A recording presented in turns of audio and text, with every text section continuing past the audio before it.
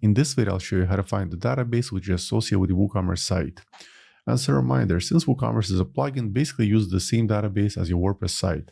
So to find the correct database, here are the steps. First of all, log into your hosting account and go to control panel areas such as cPanel, and then look for the databases section right here. Then select PHPMyAdmin. Within the PHPMyAdmin, on the left side of the screen, you might see multiple databases. In case you're not sure what's the correct database name which is associated with the WooCommerce site, just simply go back to your website and then go to Dashboard area, then hover on Tools and click on Site Health. Then select Info tab. Then look for the database section. Let's expand it. And here's the database name. In my case, it ends with CBX21. Once again, let's go back to PHPMyAdmin, and here's the database.